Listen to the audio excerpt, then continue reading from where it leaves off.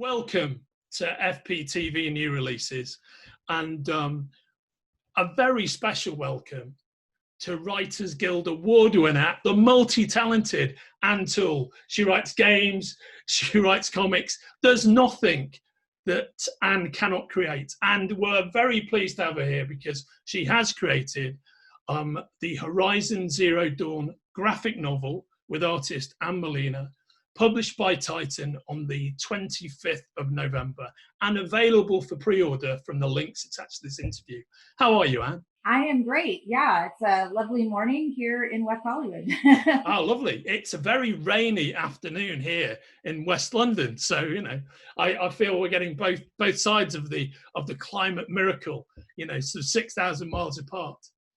Now to jump straight into it, for viewers readers who aren't familiar with the Horizon Zero Dawn video game, which of course we at Titan Forbidden Planet and you are supremely familiar with, what is all the hoopla about? Why is this game so popular?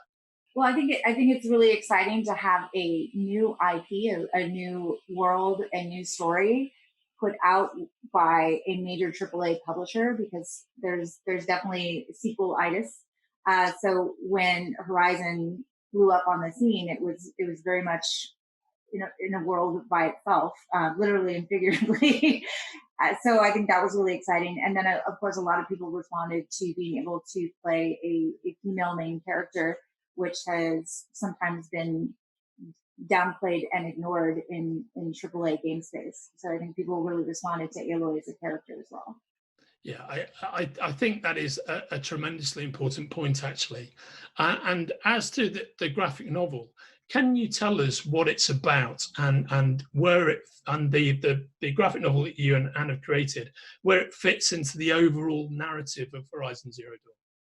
Yeah, it definitely happens after the first game, and it follows a good friend of Aloy, Talana. And if you've played the first game, you may have played some of her quests. So Talana is one of the greatest machine hunters in the land, and she succeeded in taking over the Hunter's Lodge with Aloy's help. And now she's struggling to find her place in the rebuilding effort. So on top of that, Aloy has disappeared. She disappears to Talana, not to us.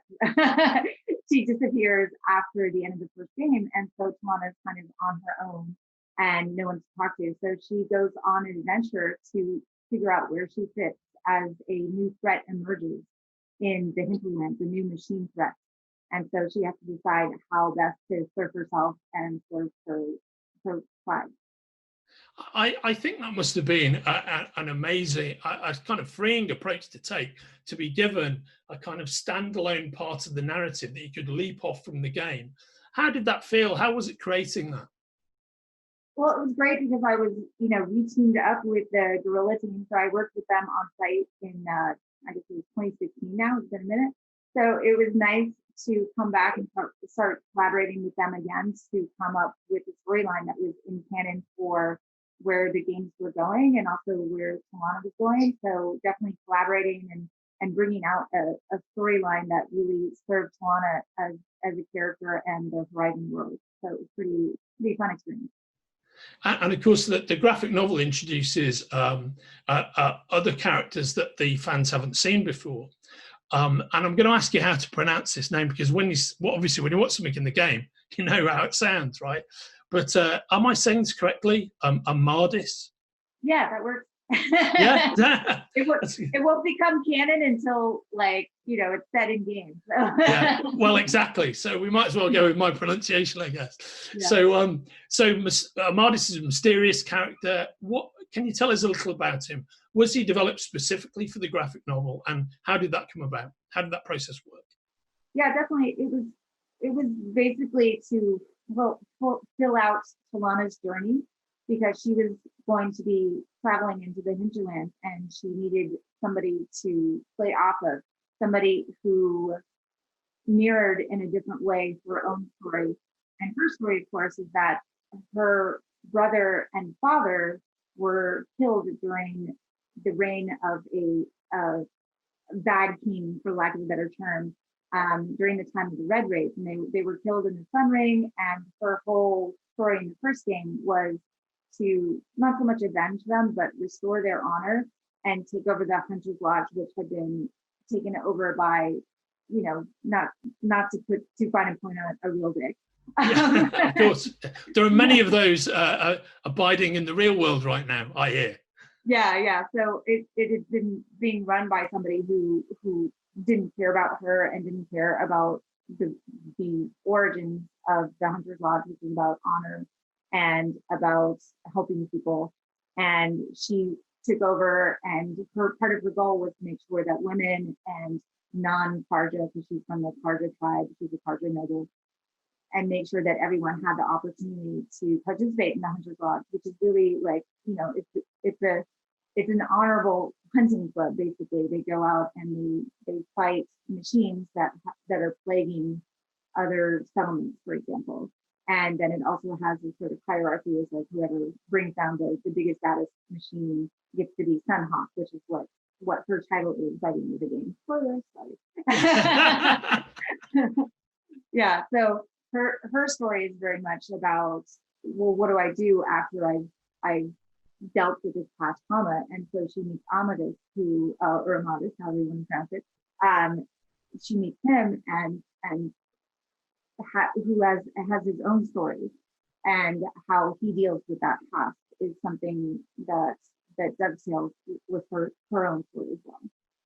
Fantastic. And the hearing about those new story licks and narrative licks really makes me think that, as I know, because I've shared a few panels with these guys, the team at Guerrilla are hugely energized and hugely passionate about what they do, and hugely invested in every narrative lick and every narrative turn and every character. So what have they been like to work with on this graphic novel? Well, again, it's very much like working on the game. Although when I was on the game, I was on site for 4.5 months in Amsterdam, which was amazing. And for the graphic novel, especially since most of it was written this year, no one's been on site. Not even them; they haven't been on site. Yeah, so it's a little different because of the the time difference and all that stuff. But it is normal for me, having written comics before, that it's very much remote freelance scenario. But of course, they always give solid notes, and I definitely feel like they have my back. So yeah. It's good. No better feeling in the world than that, to be, truly supported by one's like co-workers and co-creators. That's a pretty sweet place to be in, I would say. Yes, for sure. And speaking of that kind of like sweet spot, so you write comics, but you've actually got a lot of experience, right, working in the video game world. And how does working in one medium compare to the other? Well, they are definitely different media.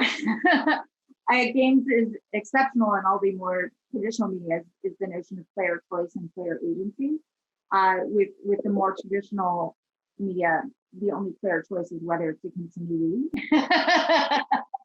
Arguably, I would also add with more interactive, like I worked on transmedia web series where the audience is expected to comment and engage with like Twitter feeds and stuff like that. But that's also a choice of whether to interact or not. So I guess that is very similar to games in that sense. So I definitely like that aspect of games, giving the player the notion of like how and when and where and if they want to participate in especially with side quests, because you can still finish the game without doing the side quests for the most part. While comics is really great because you can really kind of hang on a moment. So just as a reader, some of my favorite comics are like, they have like a moment that like a panel that really just like sums up the moment, or a splash page or something where you can just really hang in that moment of whether it's excitement or sadness, and you can just really kind of, I don't want to say milk it, but you can just stay with it. And often in games, especially in action games, it's like, okay, let's keep moving. Of course, Horizon does have cutscenes, which are the cinematic scenes. And there's definitely, obviously, we want to put emotion and meaning in everything we write, regardless of the medium. So that's important, regardless. The other challenge with comics is, especially, printed physical comics, is Yeah. Hey, there we go. You really have to be conscious of, page turns, and Yes. there's not a lot of flexibility. Like, you can't just add 2 more pages. Yeah. I mean, I have worked on projects where they're like, yeah, we can add more pages. And I was like, oh, thank you. But thank you, that's what I needed. Yeah. But for the most part, you can't just arbitrarily add pages, and you can't arbitrarily subtract them. It's like, oh, I'm done already. You've got to fill up the space. So there's that. While with games, if it's like 2 minutes one way or the other, it's probably okay. Though certainly with cinematics, I've had that experience where it's like, oh, we've got an hour and a half of cinematics in our budget. Oh, like, nope, now we've only got an hour. So Yeah. there can be little flexibility there, but definitely in terms of gameplay, if the player wants to take 2 hours to do something, they are welcome. Yeah. It's their choice. I think you've touched upon something really important about comics, about all published matter, actually, that unless you've worked in publishing, it's like working in television or film. There's a whole bunch of things about how it's all produced that you wouldn't know unless you work in those businesses, right? The thing about publishing is everything's driven by mathematics. So everything has to be in multiples of 4, because that's the way that publishing works. You can't just add a page. That's actually not possible. You have to add 4 pages. You have to add 8 pages. It needs to be in mathematic multiples. And unless you're sat there having a narrative discussion about, man, this could really do with being 33 pages rather than 32. That just never happens, right? It's got to be 32, or you've got to leap up to 36. And I think you've touched upon such an interesting point. And in terms of what you and Anne have achieved with Horizon Zero Dawn, which, by the way, was Diamond Comics Distributors, who distribute all the comics globally throughout the world, was the #1 selling non-Marvel title for the month of August. So that's the because the graphic novel is a collection of the first set of books, and that first #1, the biggest selling non-Marvel title in August this year. That's such an amazing achievement. That must feel great. Yeah, when I first heard about it, I was really amazed, but I was especially amazed because they were saying that it was the top selling for Titan ever, which is really exciting, because I know Titan has some amazing IP like Doctor Who, which I would get in on. Yeah. Okay. I know those guys. I know the people who edit those titles. So it was really exciting that we were able to do that. But then I was like, oh, that's cool. It's a best-selling non-Marvel title. But then I was like, oh my God, we outsold Batman. Like, correct. That was not on my 2020 bingo card. That was not on my life bingo card. I was never like, oh, I'm totally gonna outsell Batman one year. Like, no. So that was when I reframed it that way. I was like, wow, that's really amazing. So yeah, and of course it's because, first of all, Anne's art is amazing. It looks so good, and of course the IP is amazing, which I'm fortunate to work on the first game, and it's just great to be a part of it. Yeah, and I think you're quite rightly being rather sort of you're humble about the whole thing, and Anne's art is amazing. But what you guys did collectively was you brilliantly represented the IP, which I know Guerrilla were really pleased with. And that's the thing. That's the trick. If the book hadn't been much good, it just wouldn't have had the buzz that it did, and you guys did such an amazing job. And that is why you need to pre-order Horizon Zero Dawn, the graphic novel, #1, volume 1, from the links attached to this video. And finally, Anne, what else are you working on at the moment? Well, aside from some games that I'm not really at liberty to say, I hear that in every interview that I do, by the way. Yeah, I am working on some other comic book work. So I am working on a Star Wars adventure story for IDW. Excellent. And that's slated to come out. That's issue number 11, which is supposed to come out next July. Yeah. And the artist is Nicoletta Baldari. Oh, so, fantastic. Oh, yeah, that's going to be great. They do great work, IDW. They're such a brilliant publisher. So good. Yeah, I'm excited for them. Anything else you can tell me about, or is that just the one nugget you can share? Well, I do have, in the vein of Star Wars, I also contributed a short story, so it's not comics. I contributed a short story to the Empire Strikes Back from a Certain Point of View anthology. And that is coming out in November. So it's to celebrate the 40th anniversary of The Empire Strikes Back, and it's a bunch of amazing writers. I was like, oh my gosh, I can't believe I'm in the same volume as that. And yeah, that'll be coming out November 10th. Hey, thanks so much for carving out 10 minutes to chat to me about what is an incredible achievement for you and Anne. And we're very proud of it at Titan. Forbidden Planet are very proud of it. I know Guerrilla are very proud of you. It's such an amazing book. And anybody watching this, man, you have to pick this graphic novel up. It's unbelievable. And you can pre-order it here, right next to this interview we're having right now. Hey, Anne, thanks for beaming in from LA to West London and having this chat with me today. Thank you very much. It was a pleasure. It's always a pleasure. It's great to see you, and I'll see you again soon. All right. Take care, mate. All the best. Bye-bye.